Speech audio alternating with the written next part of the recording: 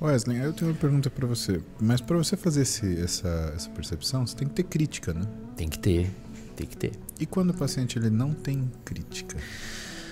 É. Mas antes fala o que é crítica pro pessoal. É que também. assim, ó. É isso que eu ia falar. Explica pro pessoal o que é a crítica no ponto da psicanálise, né? É que assim, ó.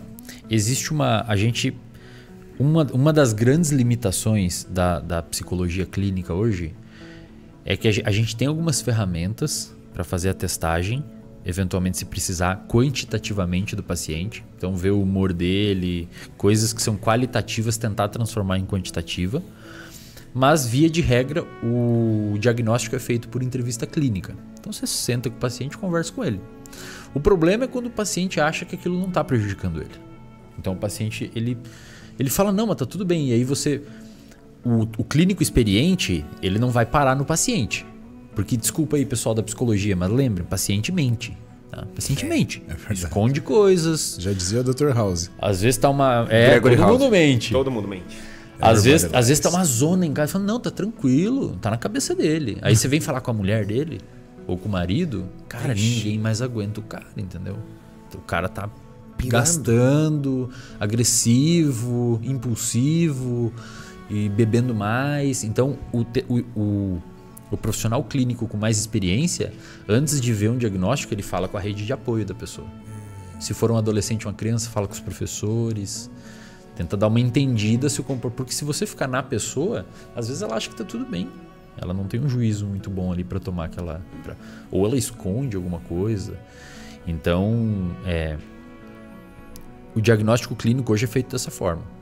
Você chama o paciente, faz esse tipo de entrevista e dentro do possível faz o diagnóstico. Agora, quando você vai tentar fazer um diagnóstico em psicologia, normalmente, quando a gente vai ver nos livros e nos artigos científicos, é bonitinho, né? Porque você vai fazer um artigo científico para fazer uma intervenção, por exemplo. Existe uma técnica que é uma técnica padrão ouro para tratar pacientes com depressão. A gente chama de ativação comportamental. E essa técnica já é uma terapia isolada também, mas ela normalmente está dentro de uma forma de psicoterapia chamada de psicoterapia cognitivo-comportamental. É padrão ouro para tratar depressão. Depressão leve a moderada, só isso é tão bom quanto o uso de medicamentos, se não melhor. Tá? Tem que ser esse tipo de intervenção. Quando você vai ler os estudos que usaram essa intervenção em pacientes com depressão, eles fazem exclusão de paciente. Então, se o paciente apresenta alguma comorbidade, tira. Se o paciente toma um medicamento, tira. Se o paciente não sei o que, tira. Quando a gente vai ver na clínica, não é assim, cara. Então, é muito raro na clínica você fazer um diagnóstico isolado. Normalmente o paciente vem com um caminhão de coisas. Com depressão, com abuso de substância, com insônia, com um transtorno de ansiedade. Automedicação já não é Automedicação já tá tudo regaçado, assim, tá tudo errado. Aí tem muito véu.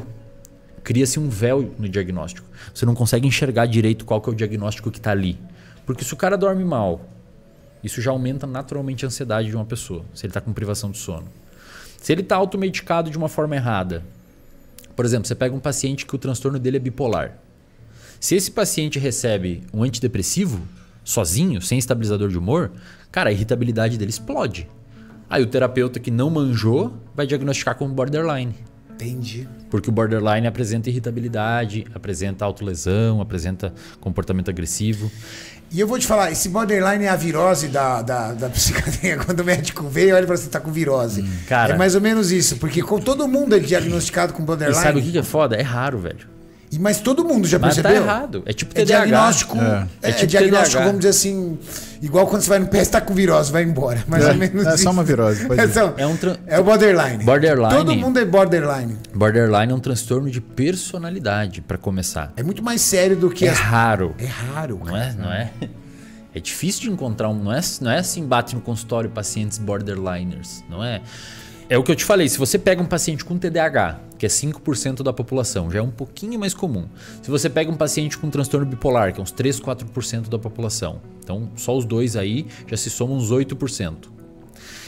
Qualquer um desses dois pacientes que é tratado erroneamente com medicamento vai começar a apresentar sintomas de borderline.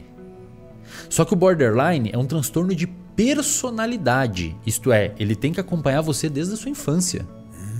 Tá na sua personalidade. Não é um transtorno que você Você era um cara tranquilo, Não. normal e de repente adquiriu isso. acompanha de personalidade. Então por isso que ele é mais raro.